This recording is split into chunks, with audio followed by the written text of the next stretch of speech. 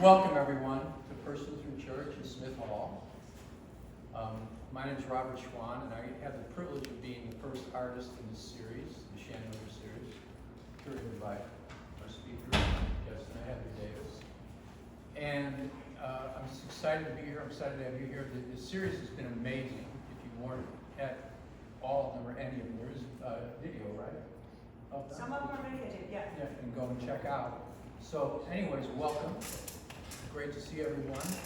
And Heather Choate is the Minister of Community Engagement here at the church, which is, how long have you had that? About 9 months. About 9 months. And I think the Chandelier series speaks well of that role, because it's just been a great thing that's brought a lot of new people, a lot of new energy, and a lot of artistry and conversation into our church.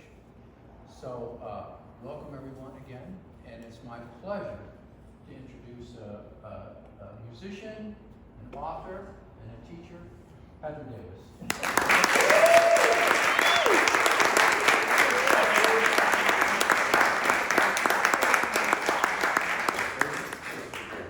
Hopefully you can hear my voice. It's always a fun experiment with sound in this room. It's a new challenge each time, but I think you can hear me because I project, so hopefully you can. Okay, one of my favorite things to do here at Chandelier is to find out from each artist about how they were formed as kids and when they knew who they were going to be and what that's all about. So that's where I'm going to start tonight with me too.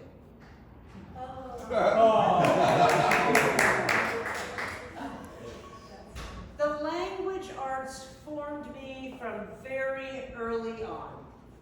I started reading at 3, started school at 4, and the great heroines of children's literature shaped my spirit. How many of you know Pippi Longstocking?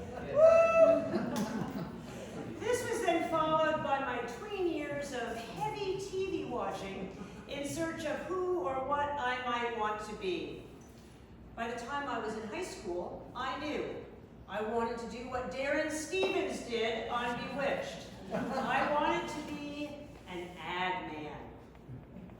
So, 2 months after my 17th birthday, I packed my footlocker for Boston, and I headed off to Northeastern University, which I'd chosen almost entirely because of its work-study program. Unfortunately, I failed to look at the details, like that they didn't actually have an advertising major or even any classes in advertising. So I quickly put together a proposal for an independent major, creating an internship at the hottest ad agency in New England, and then parlaying that into a full-time job and a decision to never go back. And just before my 19th birthday, I became a junior copywriter and a college dropout, all in the same week. It was fantastic.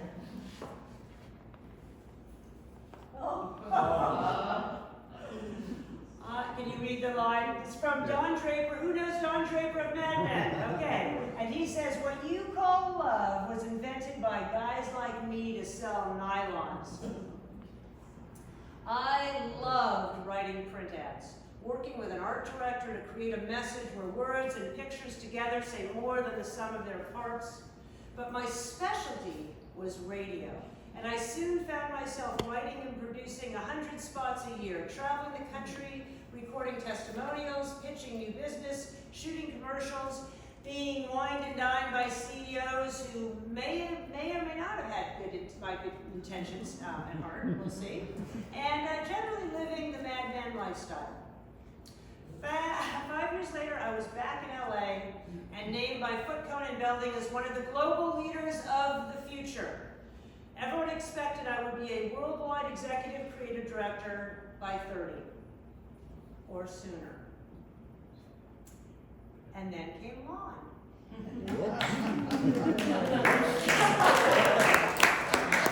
If he had not asked me to that Peter Gabriel concert 42 years ago, I suspect my life would have turned out very differently, and not in a good way. Thankfully, we were married in 1985, and I left the ad biz the following year. I went on the $100,000 pyramid, won $23,000 on a trip to Fiji, and started writing screenplays. Along the way, I was hired to write a one-woman show for Lord Norman Lear, got invited to the Writers Guild, had a screenplay option by Goldie Hawn, and then on that great, glorious day when I was invited to her office to sign the deal and see the payment that would recognize my efforts, they tried to get me to do just one more rewrite, a free one. And it wasn't a hard decision at all. I said no. Because I guess what I knew in that moment is that there are things you do for money and there's things that you do for love. And I didn't care about being a Hollywood insider. And I definitely wasn't willing to pay the price. It was the storytelling I loved.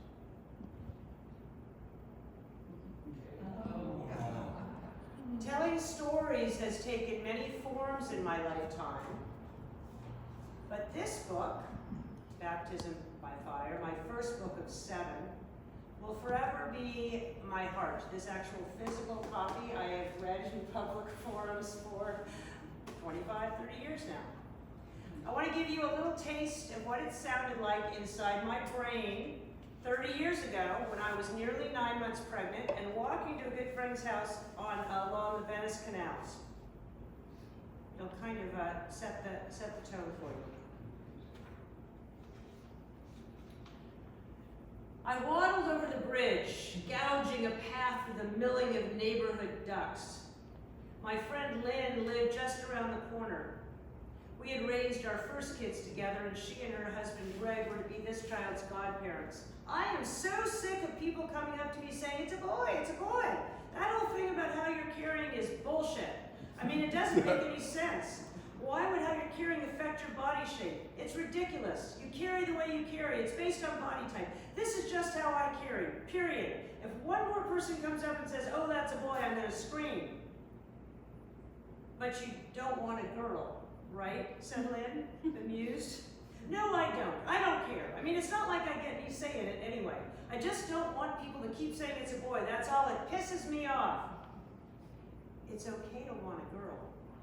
I don't. I'm not into all that girl stuff. Those ridiculous lace headbands and those candy-flavored makeup kits and all those silly shoes. I don't want to drape my kid in plastic beads and teach her to shrug her shoulders. I'm just not into the whole thing. Uh-huh, she said, biting her tongue and wiping yogurt off her younger daughter's face. Well, whatever it is, as long as it's healthy. Of course. Right, I replied. Whatever it is, as long as it's healthy. The contractions started on a Sunday afternoon. By the time we arrived at the hospital, I was 5 centimeters dilated and rapidly transitioning. I lay on my side and panted hard in Lon's face. There was no let-up, no break, no pause long enough to discuss medication. I breathed hard, wailed loudly, and my childhood girlfriend Christine dutifully pressed a tennis ball into my back for 56 minutes. The doctor on call arrived, broke my membranes, and said, "You can push whenever you want." But I wasn't sure I wanted to. It was even more painful than I remembered. This kid was big. 11 minutes later, I made the final push. They lifted the baby to my chest. I groped desperately at the warm, slippery form, and I thought I was going to drop it. "It's a girl," they echoed. "It's a girl? We have a girl? Oh my God, Lon, it's a girl!" I wept, and Lon double-checked. She weighed in at an abundantly healthy 9 pounds, 5 ounces, and measured a leggy 21.5 inches. She was perfect, exquisite. Our daughter, Remy Choate Davis. I can remember then a feeling that I know will stay with me for the rest of my life, a feeling greater even than my wedding day or the birth of my firstborn. I have a daughter, I have a boy and a girl, and we're done! How did I get so lucky? She was born at 9:16 p.m. and we were home by dinner time the next night. The Winter Olympics had just begun, and Remy and I sat up late into the night nursing and cheering. She was at my breast when Dan Jansen faltered once again in his strongest event, leaving the entire flag-waving, TV-watching, God-revering world at a loss. He had worked so hard. He had suffered so much. He had forged ahead with dignity and faith, and everything we knew in the core of our beings told us that this time, this Olympics, he was entitled to his gold medal. It had to be. We needed proof that God played fair. God is with a lowercase g. And so it was the next day, in a race that was not his forte, he would have his long-awaited win. As he took his starlit victory lap with his baby daughter held tight in his arms, the relief was palpable. The world let out its collective breath and wept its collective tears. I cradled Remy in kind, and somehow all was as it should be once more, safe, snug, bleary-eyed, but complete. How did I get so lucky? I've often heard that when something violent or fatal happens to a child, the mother knows instantly. She startles from a deep sleep or is overcome with some preternatural awareness of events. I had no personal experience with this, but I believed it to be true. Premonitions, on the other hand, seem less reliable. Not that I didn't believe there were certain occasional glimmers from some larger picture. I just didn't understand how a person could be trusted to cull the psychic from the merely worrisome. When it came, this insistent image, it was like a scene from a drive-in movie hot-wired into my frontal lobe. It appeared to me like this. There is a boot, a large, black, pointy boot, and then Remy. Then the boot enters the frame with Remy's angelic face and bashes in her left temple. There is a strident, horrific music cue like the one that accompanies Sissy Spacek's whip-like head turns as she slams the auditorium door shut in the climactic prom scene of the movie Carrie. And then in a heartbeat, it's gone.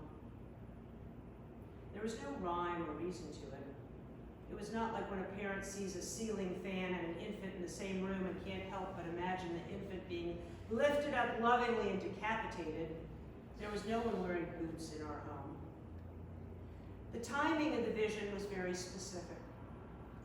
Remy and I were on the couch, nursing, bonding, when suddenly I was flooded with a surge of love that spread across my heart like warm syrup on pancakes. And I felt at long last what it was for me to love a daughter. We would read Little Women together. We would read Little House on the Prairie and Pippi Longstocking and watch gymnastics on TV. This was the moment when the boot first struck. After that, the identical vision, the boot, her head, the savage kick to the left temple, the screeching jolt of instantaneous sound and movement came steadfast and unrelenting, assaulting our quietest moment at least once a week till Remy was 7.5 months old. Having no idea what to make of it, I dismissed it as hormones or exhaustion or something like fear.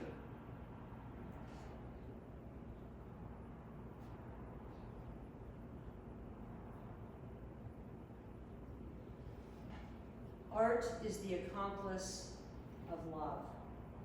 This is the quote that I found in Bartlett's quotations that led me to convince Lon that that's what we should name our daughter, and we did. 7 months later, these words would take on new meaning as I waited in a hospital room for answers I wasn't sure I wanted. And in that time, I found that my absolute certainty that I was my own highest power was crumbling at my feet. I'm going to read you one more short passage.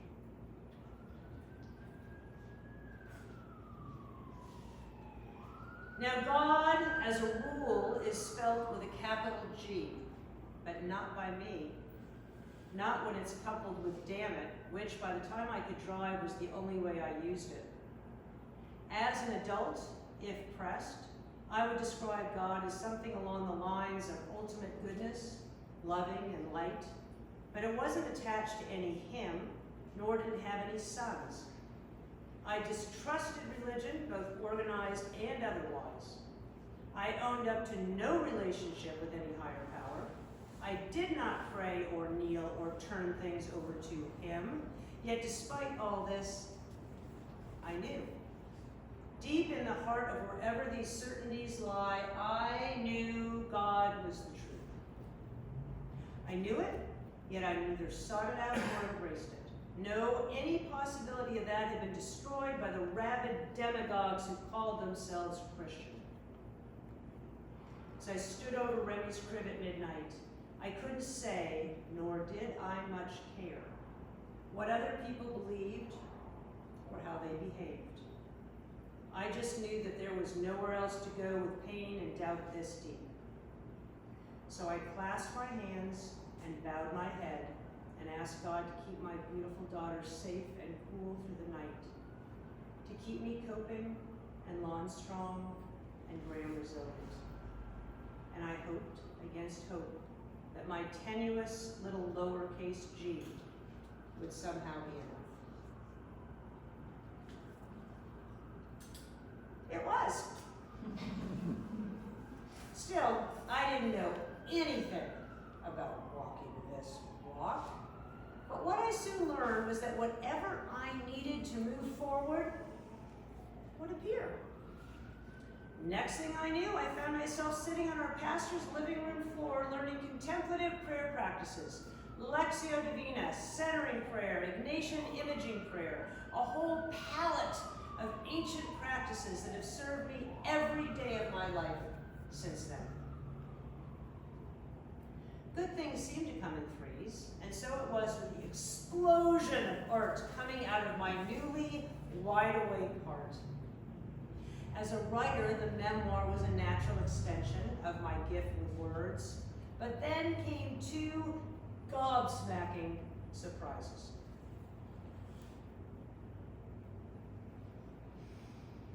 Our pastor's house had a ceramic quadtic on his wall called Jesus Roller Skating with Friends at Venice Beach.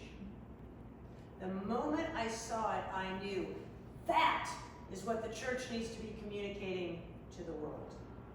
And so I wrote to the artist and the city and began making a plan, and the next thing you know, we are in this room with 50 people who made up what we call the voters.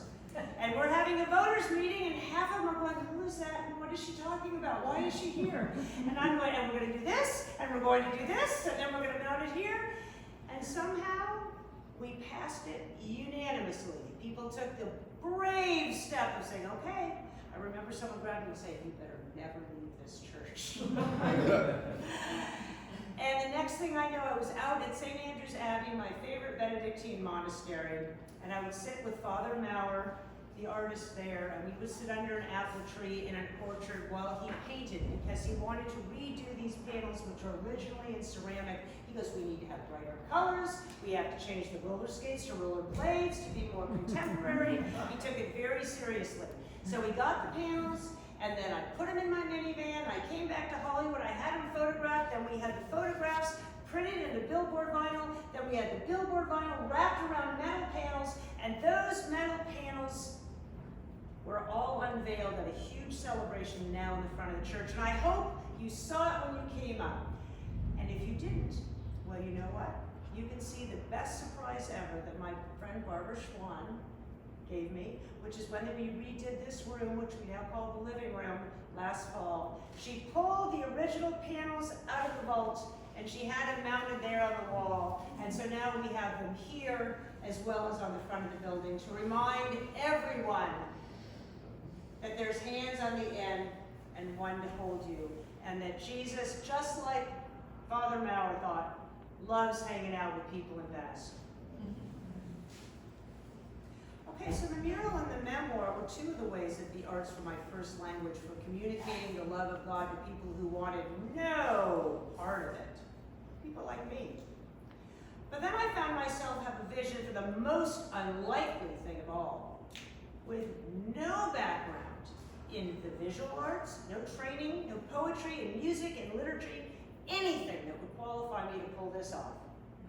I created an original arts-based worship service for the community called the Renaissance Service. This image was printed out on cardstock, and this is back in the days when it was hard to do things like this. You couldn't just do it at your color printer at home. You had to call in a favor from a school parent who would run the whole thing.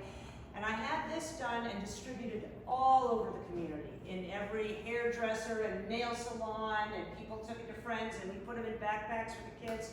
And people came from all over the city to sit in the candlelit dark, to sing simple, timeless chant refrains, to hear poetry, and to reflect on our human longing for the transcendent.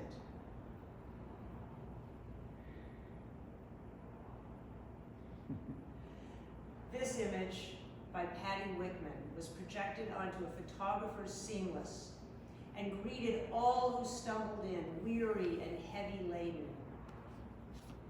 Just as art is the accomplice of love, so too love is the accomplice of art. Because then, as now, Lon set up a tripod in the balcony right above us every week and filmed every service. And because he did, we have this from the first night. I saw 3 angels seated at the table, radiant and calm and wise, and wholly real, as we who stumbled here are quite unable to be or know ourselves.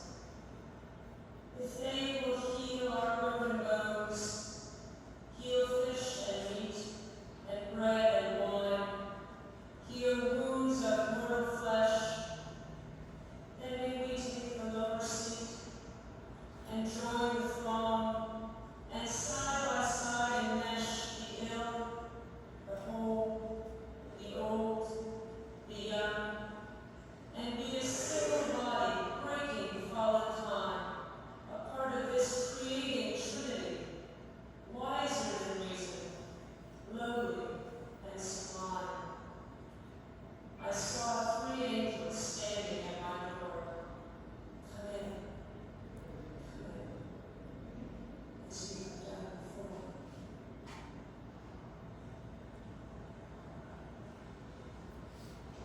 I worked to bring these services to life for 8 seasons over 4 years with the help of vocalists, musicians, actors, and a pastor who loved the arts. People were starting to come from as far away as Santa Cruz. They would not Santa Cruz. They would come in a van and they would drive down just to see them. And then other churches started commissioning me to create similar services for them. And then I was invited to be the guest liturgist for a very prestigious week-long art and faith gathering in Santa Fe. I was likely the only person there without a PhD or an MFA or a university faculty position. I was definitely the only college dropout. It was there that I first met Makoto Fujimura, or as he likes being called, Mako.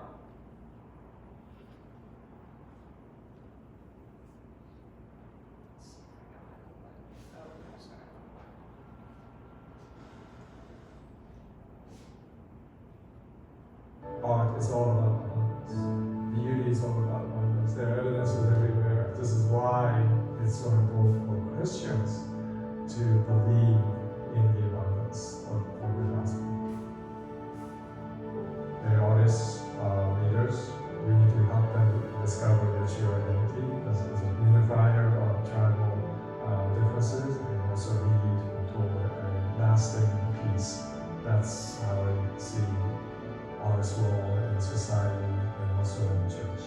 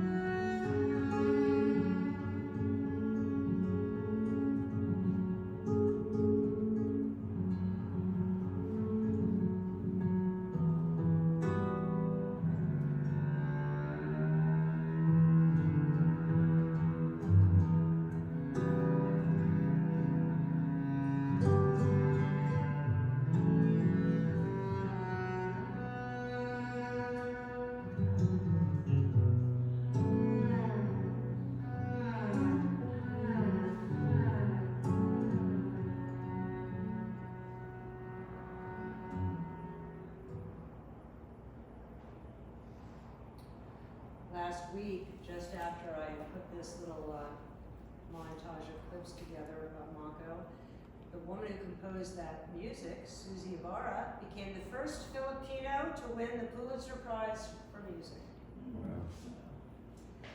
Okay, so when Mako and I left that gathering in Santa Fe, we were both in our mid-30s, and he was just starting out.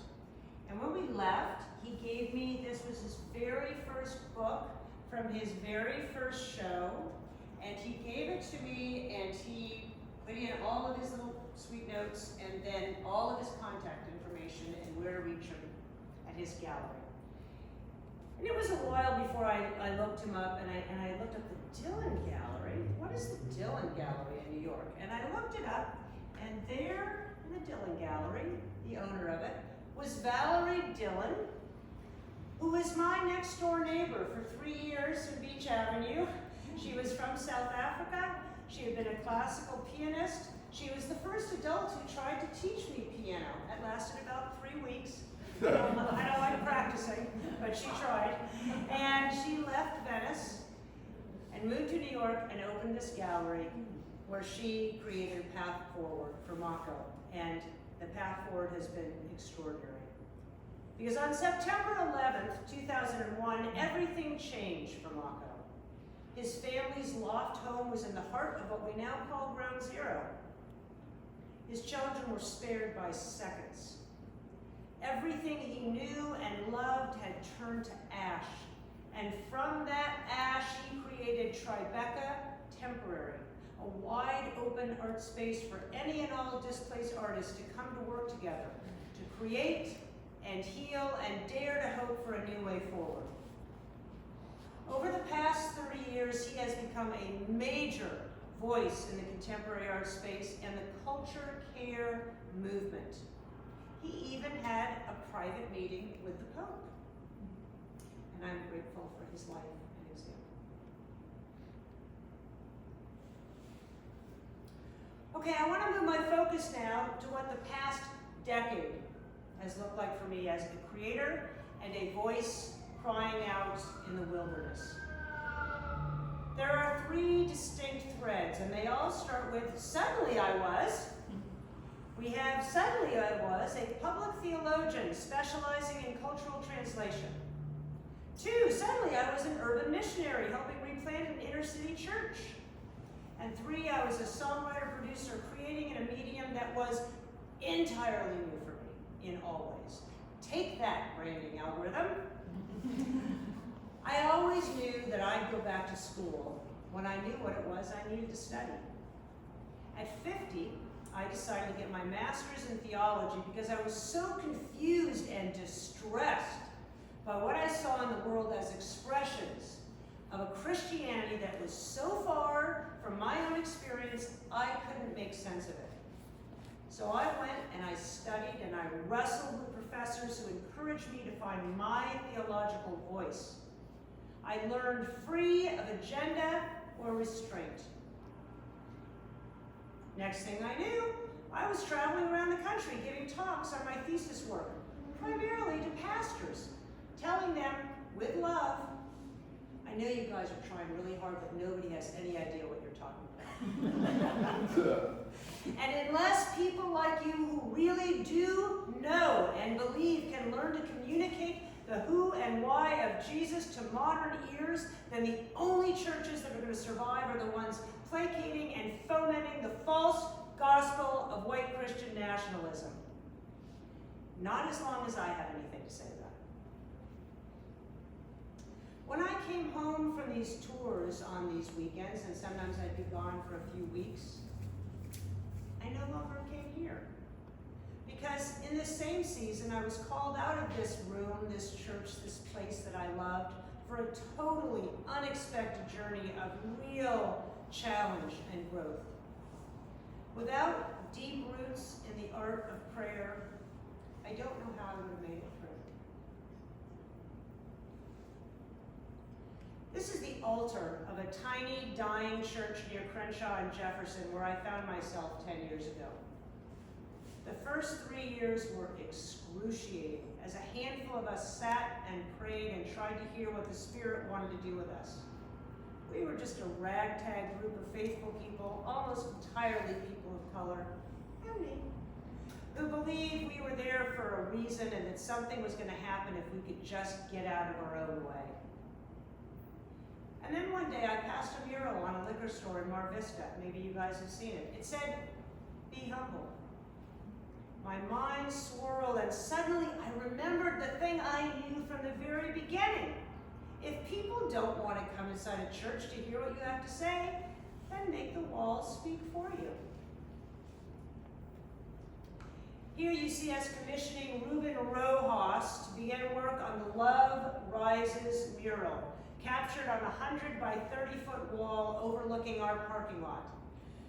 Technically, it was somebody else's building and somebody else's wall, but sometimes it's better to ask for forgiveness than permission. And now when people saw us on the street as we went through the neighborhood, they said, "Oh, are you that little church where love rises?" And we said, "Why, yes. Yes, we are." Art that is born of love brings life where there is no life. Out of that moment, we created Hope Kitchen and started feeding our neighbors who lived on the streets and in alleys every Sunday before worship. I mean, there were like 7 of us, and we were cooking at home, we were cooking in the kitchen, we were loading it into to-go containers, we were in the cars, and we are driving around and doing delivery. And then we would do worship. We had no pastor, so we pastored each other, and we all led our own worship.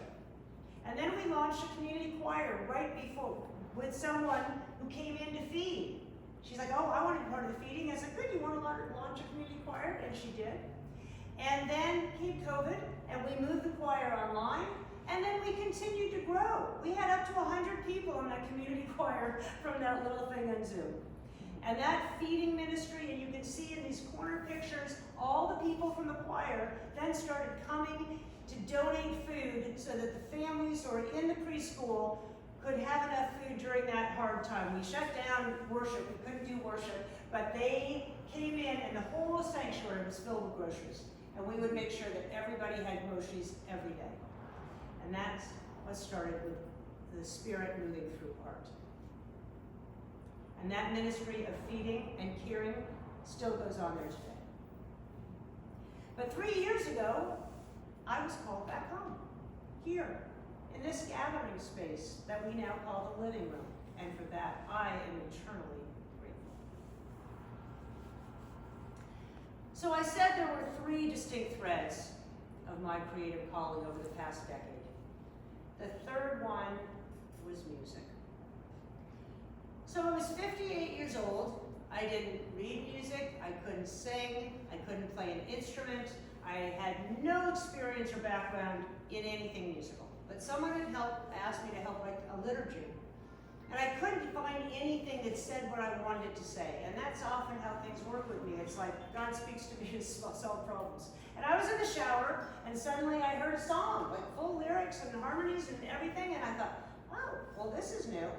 And so then suddenly I found myself studying and learning piano and theory and composition and all the things that I needed to do to serve the songs that just started coming at me like this.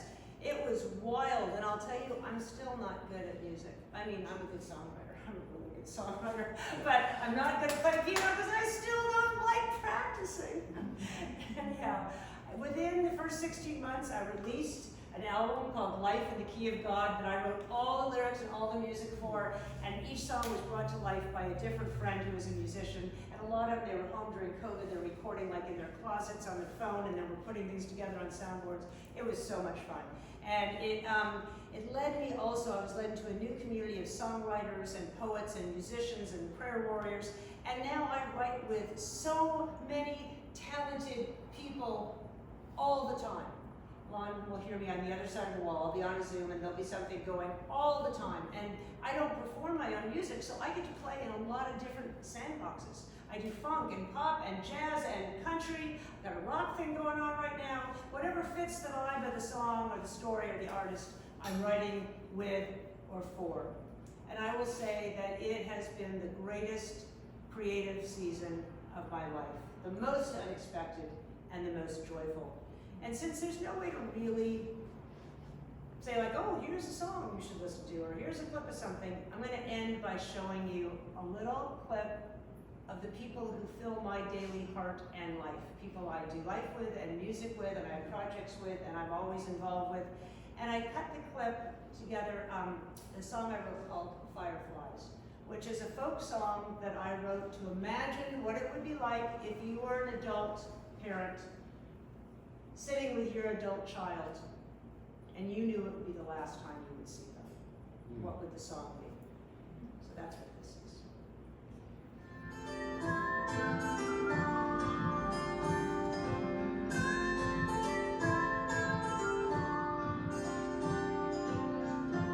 Put those voices in your pocket.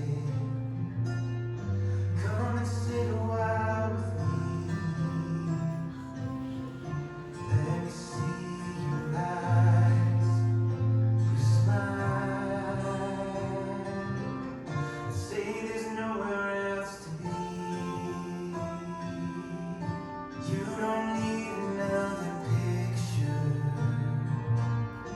to remember who we are. Keep this moment in a jar, like fireflies and all. Shine on, my heart, shine on. Lights are blinking, then we're gone. But this love of ours lives on.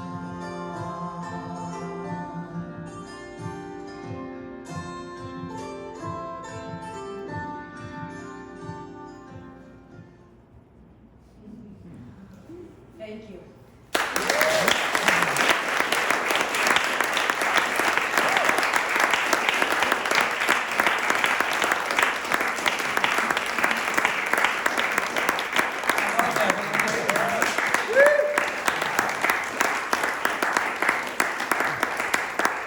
I wanted me to invite any of you to ask any questions or any thoughts you might want to share about what you just heard and saw.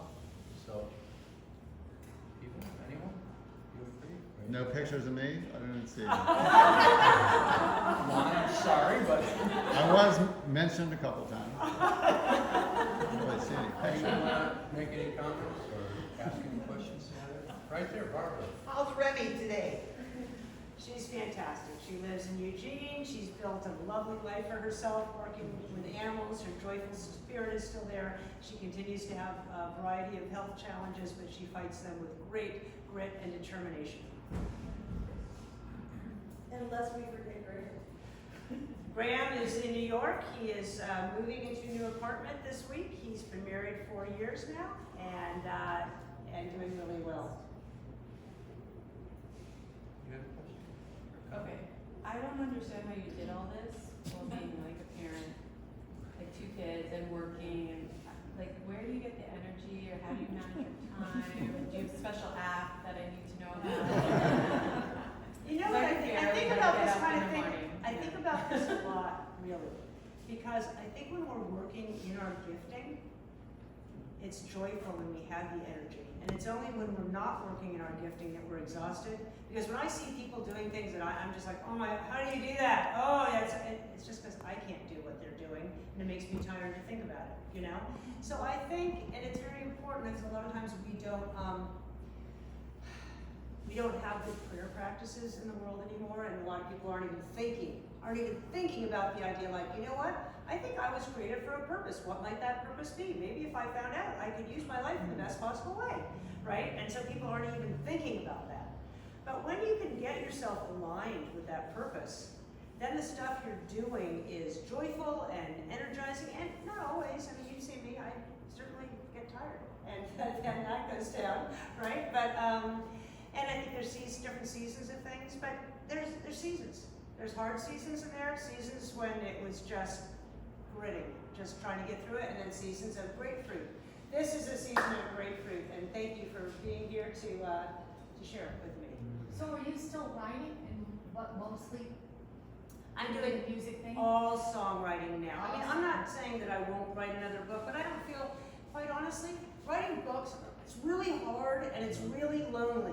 You're in a room by yourself, working for ages, and every person on the planet has a book now. And then you gotta go around here, buy my book. It's exhausting. I mean, I even had a major publisher for this. All those days are gone. It's all like if you influencers and all that kind of stuff.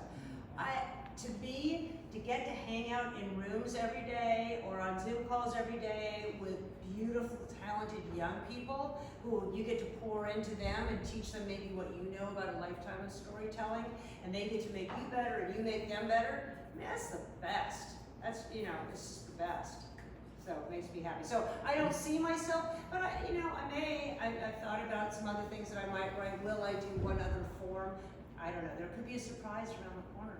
I'll let you know at part 2. We'll see. We'll see what that is. Yes, Paul. So you provide the words, what about the melody? Does the artist do that? Or do you work together? It depends on the song. I mean, a lot of the songs that I write, I do the melody too, like the one you just heard. I mean, a lot of them I write the lyrics and the music, and then someone will do me a favor and perform it for me. It's always better if you write it together because you both feel equally invested in the project, and something comes together that's better than the sum of the parts, right? It's bigger than that. And so that's my favorite thing to do, but I don't always get to do that. If Rachel Pollack, she is my Mary. Does everyone know Rachel Pollack sitting right there? She is the Mary of my songwriting career because she was the first person who believed in me. When I wrote my first song and I said, if she likes this song, then maybe it'll be okay. And I played it for you. It took me like 3 months to, Rachel, can you come on? Yeah, I'll be right there. Yeah, I'll be right there. Yeah, I'll be right there. So I finally got you in there to listen, and we were like halfway through with me plunking on the little, and you're like, I've got to go get Jonas. We've got to do this song.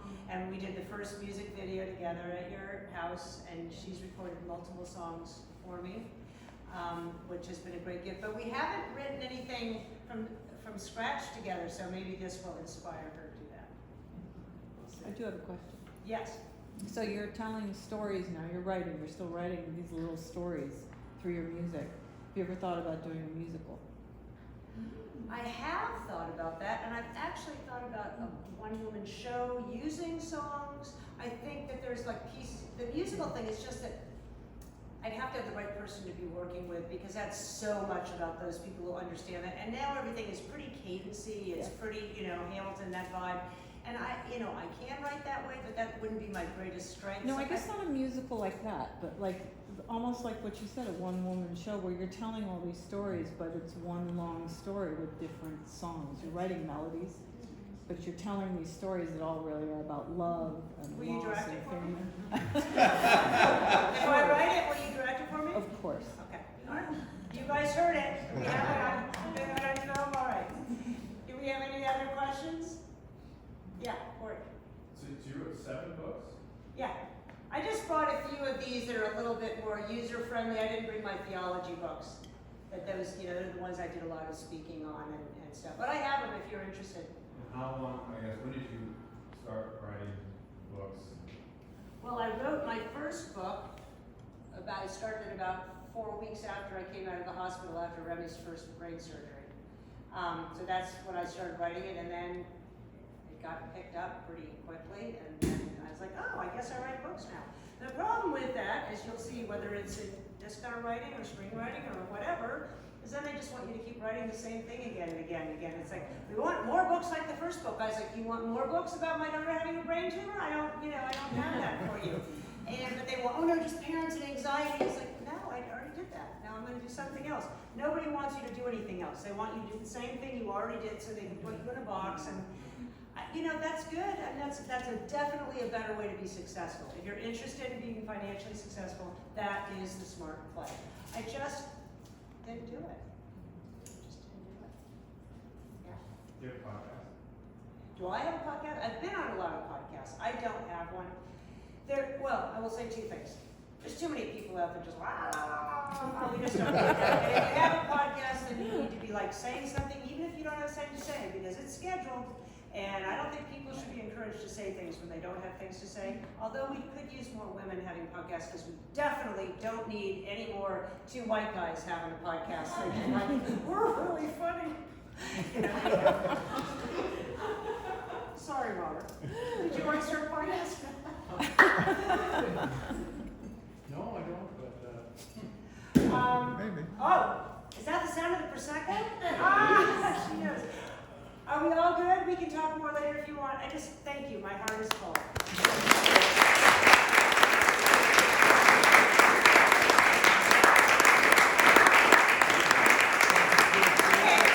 Okay, I want to say a couple more things. Number one is, Giovanni is the person who comes through for me almost more than anybody else on the planet, and so I want to really thank you for always coming through for me.